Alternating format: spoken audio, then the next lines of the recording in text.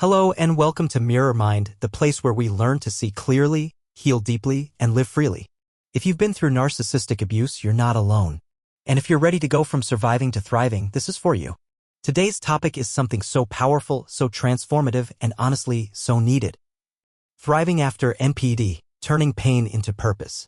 Because surviving narcissistic abuse is one thing, but thriving? That's about building a whole new life. One that's rooted in your truth, your peace, and your power. Chapter 1, The Aftermath, What Narcissistic Abuse Leaves Behind. Let's start here. When you finally leave or get discarded by a narcissist, what's left behind isn't just a broken relationship. It's a broken identity. It's emotional confusion. It's anxiety, shame, self-doubt, and sometimes a quiet, persistent voice whispering, "Was it me?"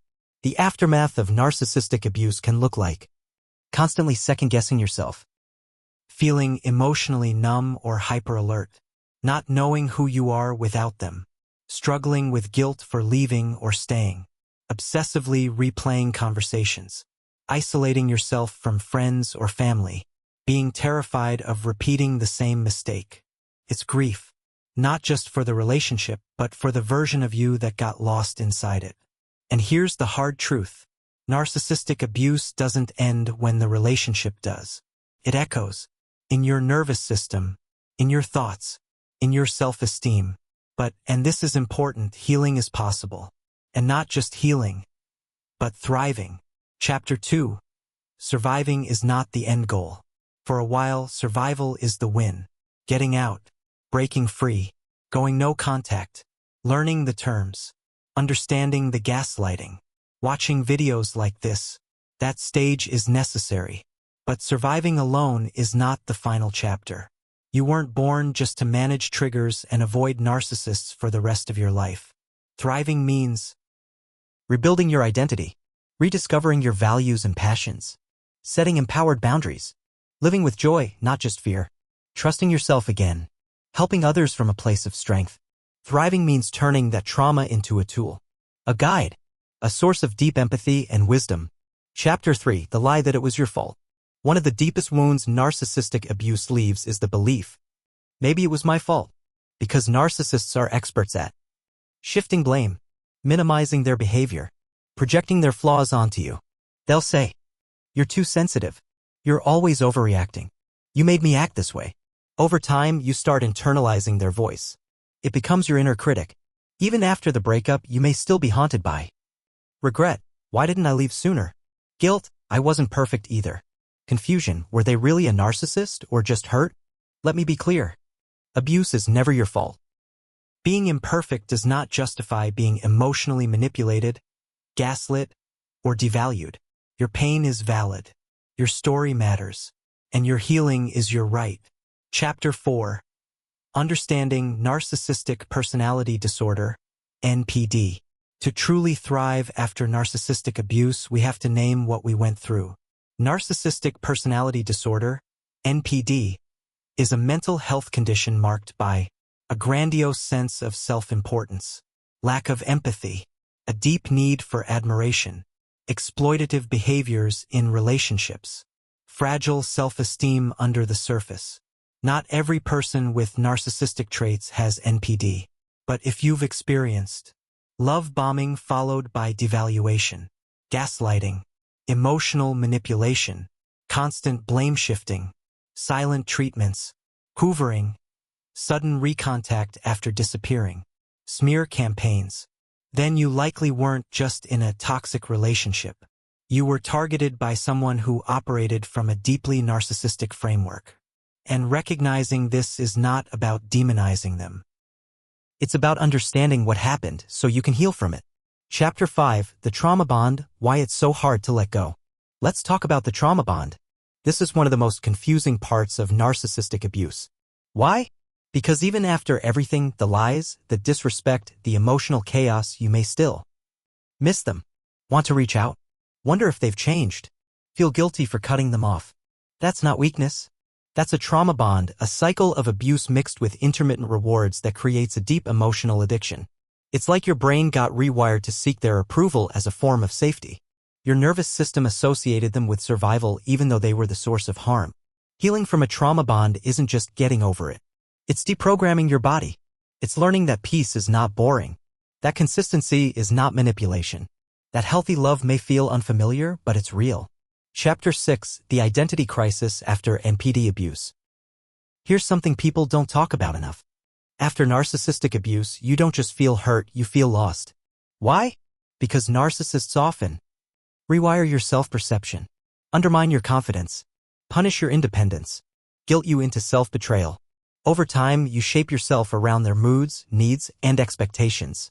You may have abandoned your own dreams, lost touch with your values, felt like you were walking on eggshells, questioned your reality daily. So when the relationship ends, what's left? Silence, confusion, emptiness. But here's the reframe. This identity crisis is not the end of you, it's the beginning of the real you. It's a blank canvas, a chance to build your life, your truth from the ground up. And that's where the purpose begins. Chapter 7: Reclaiming Your Voice. After narcissistic abuse, your voice often feels missing. You may struggle to speak up, apologize constantly, avoid conflict at all costs, minimize your needs. This is the residue of manipulation. You were conditioned to believe your opinions were too much, your emotions were too intense, your voice was dangerous. But here's the truth. Your voice is your power. Reclaiming it doesn't mean being loud. It means being authentic. Saying no without guilt. Speaking your truth, even if it shakes. Naming what you feel, want, and need. Start small. Journal your thoughts. Record voice notes to yourself. Practice saying, "I disagree," or "that doesn't work for me." This is how you rewire your nervous system to feel safe in your own expression. Chapter 8: Rebuilding Trust. Starting with yourself. Narcissistic abuse breaks trust, not just with others, but with yourself. You may think, how could I not see it? Why did I stay? Can I even trust my judgment again? This self-doubt is real, but it's not the full story. You were manipulated on purpose. Your empathy, hope, and compassion were used against you. That's not weakness. That's humanity. To rebuild self-trust, acknowledge what you did see. There were red flags. You noticed them. Maybe you pushed them aside, but they were there. Celebrate what you survived. You found the strength to question, leave, or protect yourself. That matters. Make small decisions daily. Rebuild trust in your choices, one honest yes or no at a time. Forgive yourself. You were surviving the best way you could. Now you're learning a better way. Chapter 9: Boundaries as a Path to Freedom. If there's one skill that transforms survivors into thrivers, it's boundaries. Boundaries are not walls. They're not punishments. They're not ultimatums. They are acts of self-respect. They say, this is what I allow in my life. This is how I expect to be treated. This is where I end and you begin. Survivors of narcissistic abuse often struggle with boundaries because they were punished for setting them. Their needs were ignored or shamed. They were taught to prioritize others at their own expense. But now you get to practice a new truth. You are allowed to take up space. You are allowed to protect your energy. You are allowed to say no without explaining. Healthy boundaries are not about changing others, they're about changing how you show up for yourself. Chapter 10: Inner Child Healing. One of the deepest aspects of narcissistic abuse recovery is healing the inner child. That's the part of you that wanted to be loved unconditionally, believed it was your fault when things went wrong, learned to people please to feel safe. Often, survivors were raised by narcissistic parents, so when they end up in narcissistic adult relationships, it feels familiar. Inner child work is about reparenting yourself, giving yourself the love, protection, and validation you never received, holding space for your wounds without judgment. How to begin? Speak gently to yourself. Write letters to your younger self. Meditate on memories where you felt abandoned and offer comfort. Remind yourself that wasn't your fault. You were a child. You deserve love. When your inner child feels safe, your adult self can finally rest. Chapter 11: From Isolation to Connection. Narcissistic abuse isolates you. You may have lost friendships, been alienated from family, stopped trusting people, chosen solitude over vulnerability. This is common, and in the early healing phase, solitude can be sacred. You need that space, but long-term healing requires connection. Not just any connection, safe, healthy, mutual relationships. To move toward connection, start with one safe person. Someone who listens without judgment. Someone who doesn't try to fix you. Someone who respects your pace. Join survivor communities. Online or in-person support groups can help you feel seen. Learn what green flags look like. Kindness, accountability, humility, empathy. Take your time. Real intimacy is built slowly. There's no rush. You deserve to be surrounded by people who reflect your worth, not question it. Chapter 12, Purpose in the Pain. Here's something powerful. Your pain has a purpose. This doesn't mean you needed to suffer. It doesn't mean what happened was okay. It means that now, in your healing, you get to create meaning from your experience. Many survivors go on to become therapists, coaches, or advocates. Write books, blogs, or make videos, just like this one. Support others going through similar things. Start foundations, movements, or communities. But you don't have to make it public. Purpose can be private, too. Being a cycle breaker in your family. Raising emotionally aware children. Cultivating self-respect. Choosing peace over chaos. Your story matters, even if only you know it. And that purpose is not found by bypassing pain. It's found by going through it. Chapter 13, Creativity as a Healing Tool. Did you know that healing isn't just talk therapy and journaling? It can also look like painting, music, dance, photography, storytelling, gardening, fashion. Creativity is a powerful way to process unspoken emotions, reclaim your voice and vision, transform your inner world into outer beauty. You don't have to be talented. This isn't about perfection. It's about expression. Let yourself make messy art. Write poems with no rhyme. Dance badly in your kitchen. Sing off-key in the shower.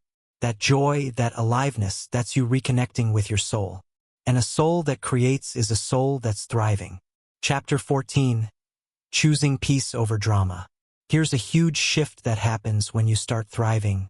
You no longer crave chaos. In narcissistic relationships, drama was normal. You were addicted to intensity, waiting for the next emotional high or crash, confusing peace with boredom. Now you get to choose. Steady love over roller coaster romance.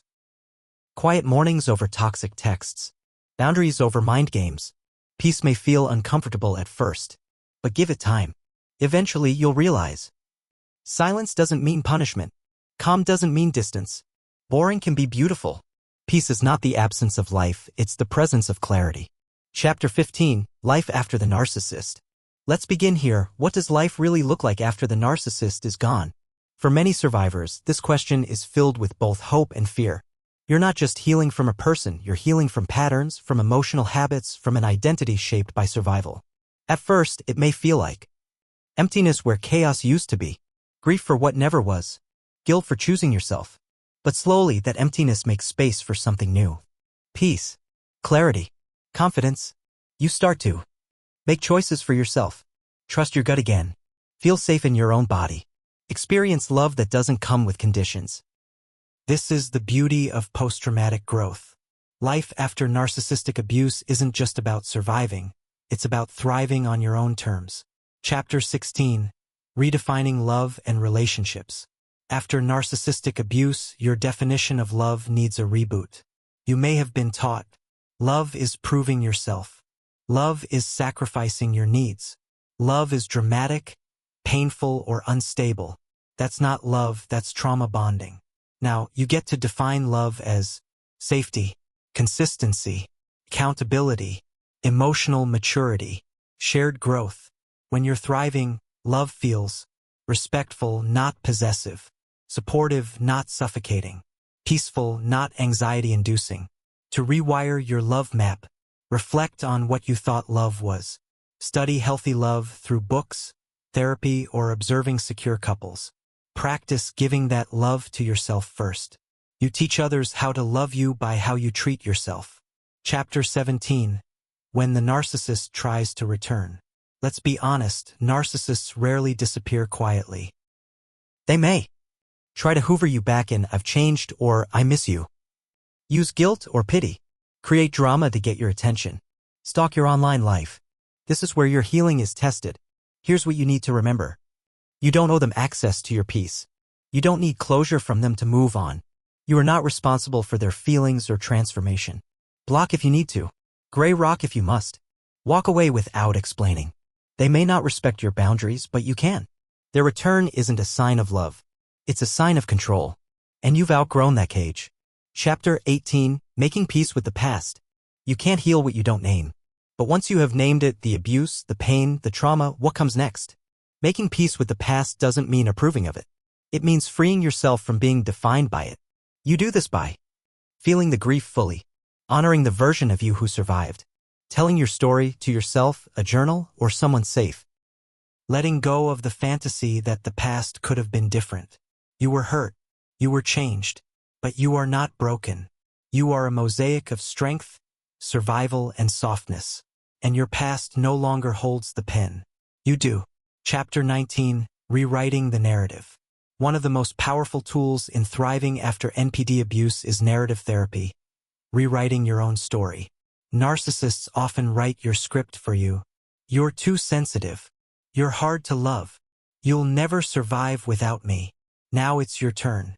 Reclaim your narrative by writing truths like, I am allowed to feel deeply. I am worthy of real love. I am resilient and rebuilding. You get to decide who you are.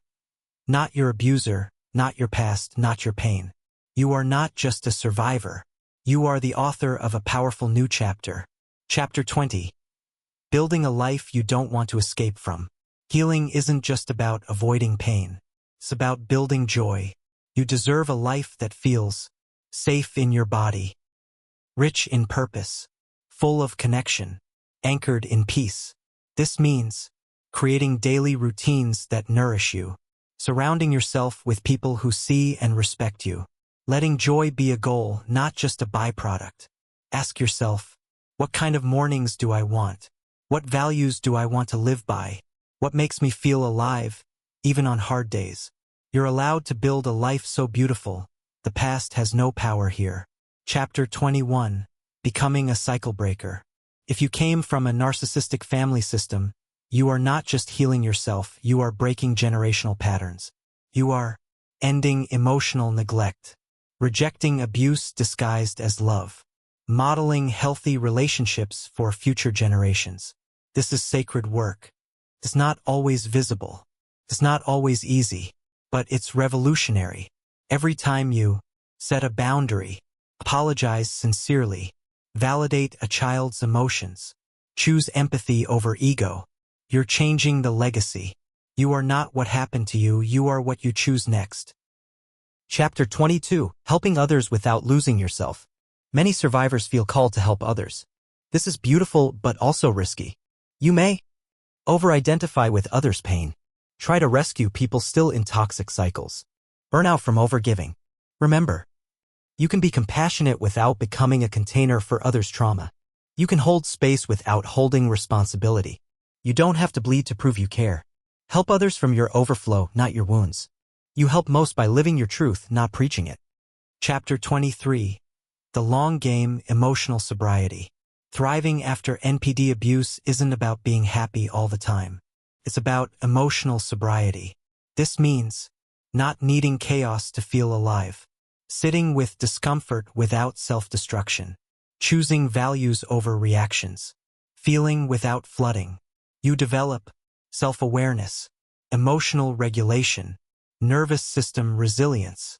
This doesn't happen overnight, but over time you'll notice you respond instead of react. You pause before spiraling. You breathe before blocking. This is the muscle of healing, and it gets stronger every day. Chapter 24, You Are the Evidence. If you ever doubt your healing, your growth, your worth, look at your life. Look at the moments you stayed calm, the boundaries you enforced, the tears you didn't apologize for, the joy you let yourself feel. You are not behind. You are not broken. You are not starting over. You are building forward. And every step you take, even the shaky ones, is proof. You are the evidence. Chapter 25, Thriving is Your Birthright. You were born for more than survival. You were born for wholeness, joy, boundaries, love, safety, truth. Thriving after narcissistic abuse isn't a miracle, it's a rightful return to who you were always meant to be.